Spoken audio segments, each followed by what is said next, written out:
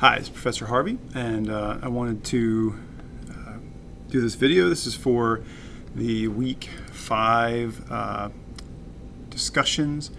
I just want to go over these and some of the issues there. I just want to hit the highlights like usual. Mostly key things, two things. Key things people maybe were saying that weren't quite right, just kind of to give us sort of my perspective on that. And then also just some real world stuff because, one thing about studying the CISP type perspective on these things is sometimes it's kind of out of touch or out of date with what goes on in the real world. All right, so access control categories. There are administrative, physical, and technical. Just like the control categories we've been talking about all along since the first week. Since our first week's writing assignment, we talked about those control categories. Those are basic to defense in depth, right? People, the most neglected one often is physical. I find when we do information security audits, often people want to leave out the physical part, what the kind of saying is, my saying for sure in security is, hey, if you don't have control of the physical side of security, you don't have control of your security. If I can get physical access to your system, eventually I'm going to gain logical access as well. So you have to control that, that's just the basics of that. Threats to access control. So the key one to me here is social engineering, mostly because it's the hardest to lock down. In order to make a system operable, you have to give your users access to it. And once you give your users access to it, they're going to screw up. You can do a lot of things to try to prevent that. You can do a lot of training to try to prevent that. But ultimately, people are going to make mistakes. So really, the key way to deal with user level errors and social engineering type of threats is to limit the damage through things like the least privilege and other types of limitations on people's access and checks on people's access. Like we talked about, people being required to go on vacation, being audited. That's not just for insider threats, but also to detect things that have gone wrong. So detective controls, preventative controls. There are things you can do to deal with social engineering threats, and eliminating human error that leads to breaches is pretty much impossible.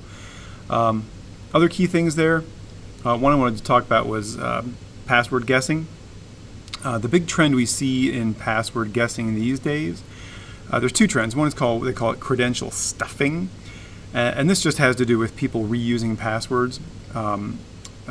Credential stuffing is a weird expression for it, but it's a fairly obvious thing, right? We have all these huge breaches from places like LinkedIn and Facebook and other big sites. Yahoo is probably the biggest one ever, with just over 1 billion identities, right? So you have all these emails and associated passwords from various different breaches.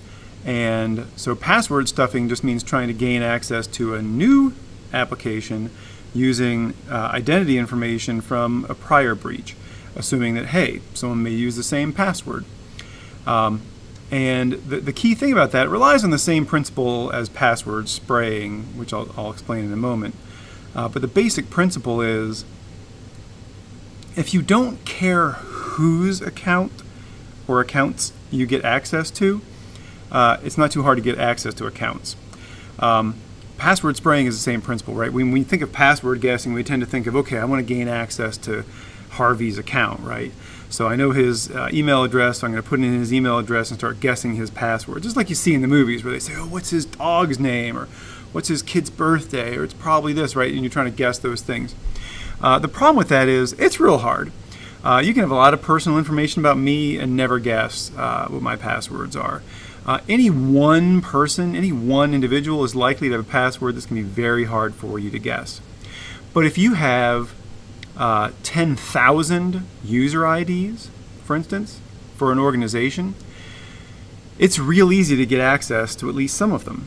just by guessing easy, common passwords. My favorites, the ones that I use in real life in doing these kind of assessments, is I'll show you. This is good stuff because it's kind of comical. These are the things we do. Like, so if I was to go right now and I had 10,000 different usernames and I was going to try to get into an organization as part of a pen test, right? We're going to find out a bunch of usernames or figure out what the pattern is for their usernames, like it's first name dot last name. I have a dictionary of the 2 million most common first name and last name combinations in the United States. So 2 million different users, and so you just take all of those, Joe.Smith at, and just put it in front of the company you're trying to break into, Ford.com. Say it's Ford. I always use Ford as an example because they're not a client, and it's a big company. So I would just take, okay, so I know this is a common first name last name combination, and I just try every first name last name combination. I have a dictionary that just automatically does this with 2 million combinations.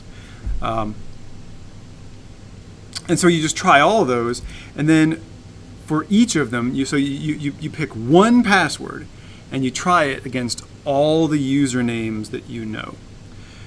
So if I was to do this right now, I would be trying that as a password, and also that as a password. I'd be trying that as a password. I'd be trying that as a password. So these are really common ones. Believe it or not, this is a super common one in a place that requires uppercase, lowercase, numbers, punctuation. That's a really common one. I actually had one where we did a pen test not too long ago where we actually caught an admin. This was his password. He was a domain admin. We got access to his password. We kind of got caught. They figured out that someone was using their domain admin's passwords, and they told all their admins, hey, you need to update your passwords. And through some subterfuge I won't go into, we were able to maintain access to some, and then we re-stole the passwords from the ones who had changed them, and their admin literally changed his password from this to this. But the point of password spraying is you take all 10,000 names or 2 million names or however many usernames you have to guess, and for each you try each one of those usernames with one password. So you make say you're using the 2 million usernames. You try all 2 million of them against their Office 365 with this one password. And I guarantee you that if you have a few thousand valid usernames for an organization, someone has this password, right? So that's the thing, is that you're reversing the normal password guessing. You're not saying, oh, what is Joe's password? I'm going to guess Matt Harvey's password. That's really hard to do.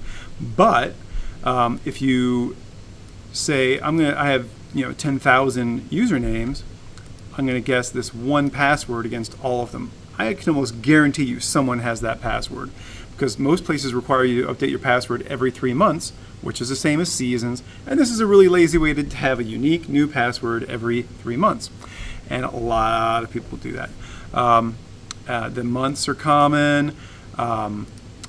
So basically what I do is I have a list of 10, and it's customized for the time and place and the organization, because variations on the organization name are really common too. So something like that, if you're a Ford Motor Company, is the place you're checking. So I'll create just 10 likely passwords at a time and place and organization, and one at a time try that password against all the different usernames. The advantage of doing that is that if you try too many wrong passwords against a single user account, you get locked out, right?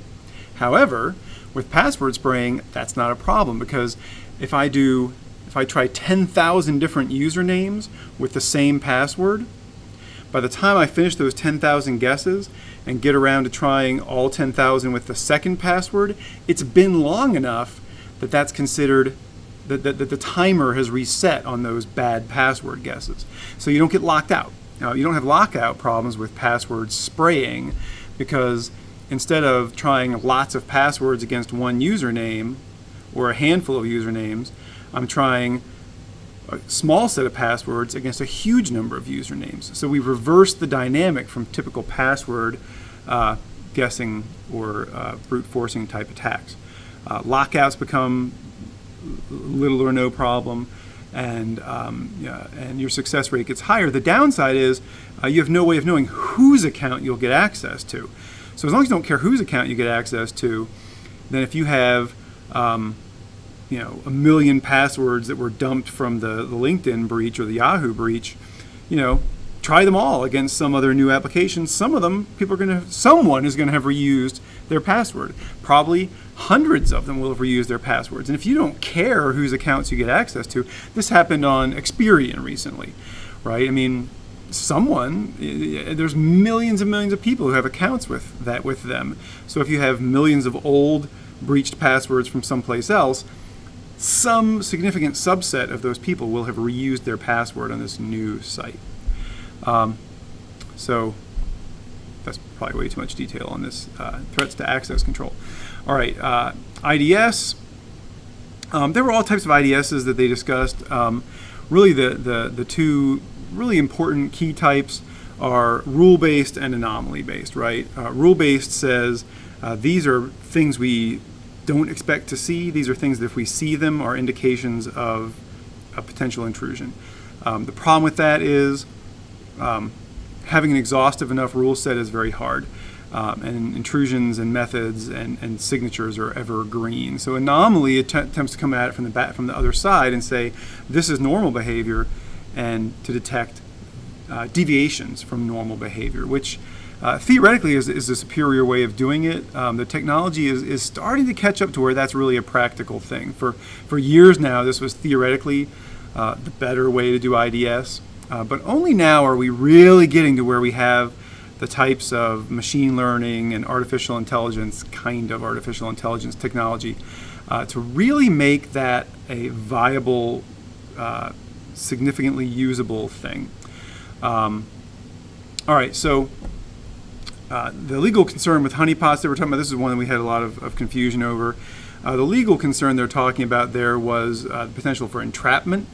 In other words, if you create a file server that looks welcoming and that seems, if it has a banner that says, oh, thank you for logging in, here's our files, the implication is that you're allowing access to this. So if you're trying to go after someone legally for accessing it, you might not have any grounds to do so, because it would be, you can't say it's a resource they have access to and then try to go after them for accessing it. I don't see that as a significant concern, because usually a honeypot is used as a detective control. It's not something you're going to try to prosecute someone for accessing your honeypot. It's that you know that no legitimate user will try to access that honeypot. So you're just using it as a detective control. Hey, if someone goes after and tries to access that honeypot, the only reason anyone would ever do that is because they're scanning around looking for open available resources. No one has a legitimate reason to try to access that thing. So it's usually a detective control, and there's really no legal obstacle to that. So identity and access management, the biggest challenge there is, especially in large organizations, just getting a handle on all the different people and all the different applications, and managing access for all of them in one centralized way, rather than having a huge multiple logons to all different kinds of things. So single sign-on systems really are the key technology there, and we'll cover those in a moment. So the benefits of identity and access management is it provides centralization, hopefully centralization and federalization of access, and also just the key questions of being able to identify and authenticate a person's identity and determine what they should have access to. So we've talked about this process before. That you want to first figure out who someone is, prove that they really are that person, what should that person have access to, and keep track of how they've used that access, is what accountability is. And that's often the kind of one that people forget about. Race conditions. A race condition is just any time you have you have a process that has a dependency on one thing happening before another, and you can try to exploit that race condition by getting the one thing that's supposed to complete last to complete first. So in other words, and so basically this is a poorly designed system is one that has a race condition where you're assuming that this thing A will always finish before thing B, and so there's a dependency on that because you're assuming, well, it'll always be that way, and you don't do anything to assure that that's the case. So so if you're able to get thing B to happen first, you can avoid the security implications of thing A, because they expected, the designer assumed that thing A would finish first, and so if you can get thing B to finish first, you can avoid some kind of security measure. So single sign-on, federation is the key thing here. All the technologies, this is one I was kind of surprised when I'm looking at the various CISP curricula and stuff that are around. One that I was really surprised at that was not talked about as much as I expected, and it's not mentioned here, is SAML. SAML or SAML is by far the most important identity and authentication federation technology out there today. A lot of the big providers, both the open ones like OpenID and OAuth, as well as things like Okta and 1Password, commercial technologies depend on the use of SAML. So we can talk about those technologies. I'm not going to go into all the details of them, but the idea with federation is being able to have, so single sign-on, the initial single sign-on technologies were all designed to support one organization, right? So within my organization, I can sign in once and access everything that belongs directly to my organization. With federation, the idea is to extend single sign-on beyond one organization to where one organization trusts a different organization's authentication. So just obvious example, you go to a lot of websites these days and it says, oh, instead of creating a new username and password to log into that site, it says, oh, do you want to log in with your Google ID? And if you choose to do that, then you use your Google login and all the security features that you already have there, which hopefully, since we're smart security type people, we're doing multi-factor authentication and that kind of thing on our Google and other key accounts. And so you can leverage all of that for this new application without having to create a whole new ID and password. And they trust Google to identify and authenticate you for them. So it's federated, right? It means like different independent things that have different trust relationships. That's what federation in general means. But for identity, that's kind of what it means, is one entity relying on a different entity to do authentication for them. All right, so audit. I'm not going to go through all the different steps in audit. The key takeaway from this, there were 8 steps. Well, I'll name them. Right? Figure out the goals, get leadership involved, figure out the scope, put together the audit team, plan out the audit, conduct the audit, document the results, and communicate the results. The big thing you notice there is that conducting the audit is one of 8 steps. And so, like anything else, the part that we tend to see as the most visible part is really just a small part of what actually has to happen.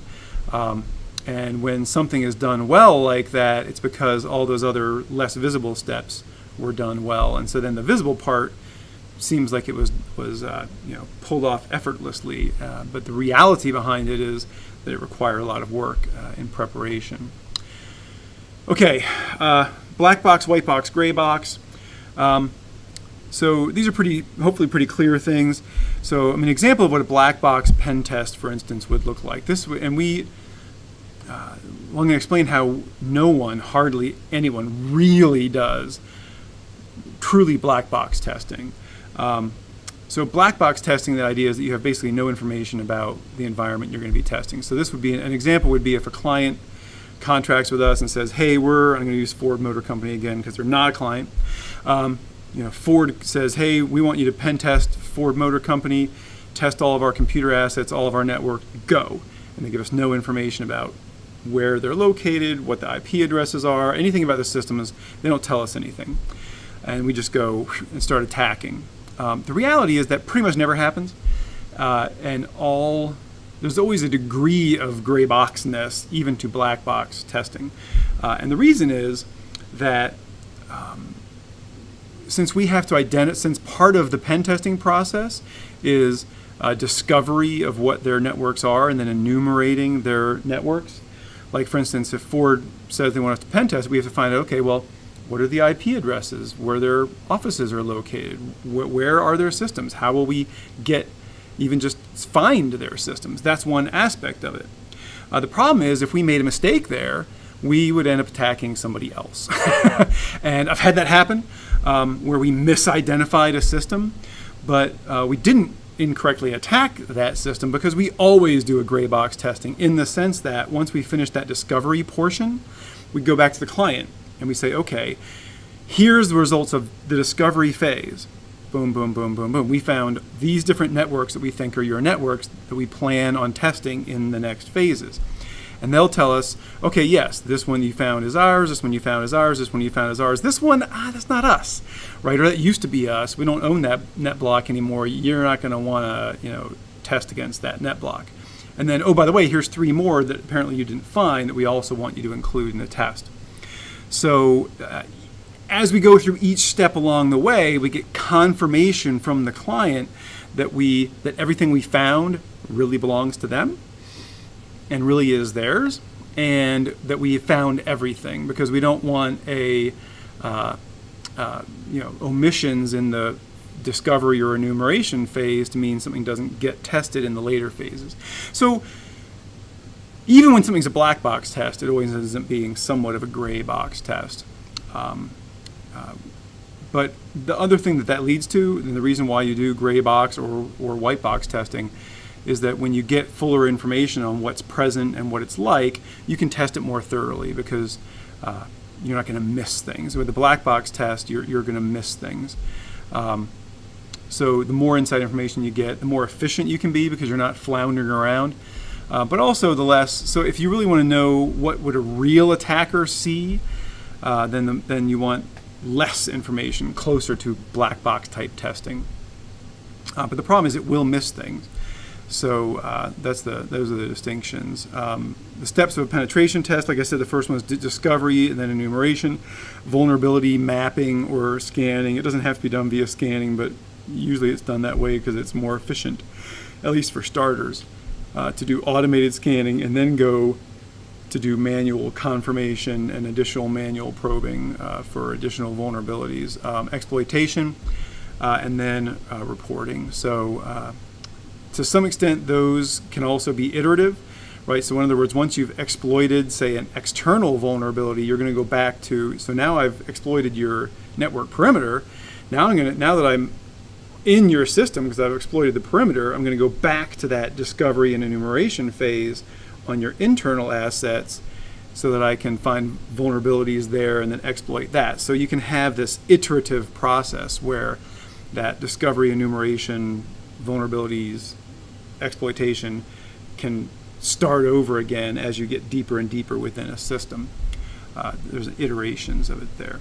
And the 3 degrees of knowledge, really it's the same. I mean, they say zero knowledge, partial knowledge, full knowledge. It's the same thing as black, white box, gray box. Commonly exploited vulnerabilities, the ones that were mentioned, honestly, in the CISP materials that I am looking at, they talk about specific system vulnerabilities, things like race conditions, buffer overflows, kernel flaws. When it comes to technological vulnerabilities, those are the most commonly found ones. But I would say, the number one by far most commonly exploited vulnerabilities are human vulnerabilities. I mean, 90% of everything when you gain access on a pen test, it's largely by leveraging human factors, at least in part, if not on their own, then in conjunction with some kind of technical vulnerability. Appropriate countermeasures. Just in general for these kind of vulnerabilities, the key ones are port scanning. I find so many clients who don't even know what's exposed on their perimeter. They have some kind of like remote desktop machines directly connected to their perimeter. 9 times out of 10, when I find machines that have been exploited in a breach, the initial machines that were exploited are like test systems or old systems that they thought they had decommissioned. These are really common. By probably the most common things, it tends to be the things because they're not being managed properly, because they were test systems, or it's an old system they thought was decommissioned, or they're planning to decommission, that never got finished. And those are really common to be the ones that get exploited because no one's watching them. So port scanning, just be aware of what's out there. Vulnerability scanning to go along with that to make sure that you're there. And then permissions auditing, because you need to be aware of what permissions people have on those different systems. All right, KPIs. So key performance indicators and key risk indicators, right? Performance indicators, key performance indicators are indicators of what kind of security performance we're doing. So what are we doing right? Risk indicators are where are we vulnerable? Where do we have a problem? So the terms here, a factor is a specific attribute that we're measuring in order to measure our security performance. A measurement is a specific point in time test of that factor to determine how good or bad it is. A baseline usually refers to sort of an initial condition or a default condition or an expected condition, one of those things. It can be any kind of arbitrary reference value for a given factor, so you have something to compare a new measurement with the baseline. Sometimes that baseline, like I said, is where you started from and you're trying to maybe improve from, or maybe trying to not get worse than. Or it might be a goal. The baseline might be like, this is where we're supposed to be at, and so we're comparing with that. But basically it's a reference value that we're comparing against. A metric is a more complex mathematicalized analysis of usually various different measurements, and then an indicator is yet another abstraction of that. So a lot of times you'll see these security dashboards where they have all these different measurements combined, so that and that's all done for leadership. So really the key factor for what an indicator is a fully analyzed measurements of security that's meaningful to management. Making things meaningful to management is super important, because we always assume management is not that bright. Really, not that they're not that bright, but we don't assume. You have to explain things to them. The raw data is not going to be useful to them. Reporting, man, I'm writing reports right now, and it's a drag. It's not the most fun part of the job. But reports are super important because this is the end product. This is what you're delivering to the client. You can do all kinds of great pen testing or auditing. If you don't deliver a useful report, then they're not left with anything. It's what your client, if you're a consultant like me, is what they're left with. So an executive summary, which we always assume is the only part that 90% of people who read a report are only going to read that executive summary. So that's got to be really good. It's usually the first thing. It's usually written last because it's hard to summarize something that you haven't written yet. So you write everything else, then you write the executive summary. The background is very basic, just sort of like, what is this and why are we doing it? Methodology is super important because you need to explain like how you did your testing, because if the results are challenged, you need to be able to have a proper methodology so you can say, hey, this is how we did our testing, so that if people are saying we don't believe these results are valid, you can say, well, here's how we arrived at them. Findings, recommendations, and then appendices. Appendices are important mostly because it's the more raw data you put off in an appendix, the better. Even the body of your report shouldn't have too much detailed technical data in it. And if you're listing more than a couple things, usually the detailed lists should go in an appendix, and you should be summarizing within the report. Recommendations are interesting. We do a fair amount of work in concert with attorneys. There's a lot of legal liability issues in the security business, and so we're often dealing with attorneys because they want to be on top of those. And I've had attorneys insist that we not write recommendations. They wanted us to call it something different because they didn't want us to be liable for if the recommendations turned out to be not the best recommendations or not thorough enough or problematic in some way. But always findings and recommendations go together. Here's what we saw. Here's how you might fix it. And you do have to be careful as like an auditor or a pen tester with recommendations because you don't have enough detail to make necessarily the correct recommendation for how to fix something within a given system. So you do have to be kind of careful with recommendations, not to assume too much or to be too dogmatic about them. Often I'll phrase them as like, typical industry standard way of addressing a certain category of problems would be this way, just to kind of give people a hint, an idea of the direction in which they need to go in order to solve something, how they need to solve something in general, or how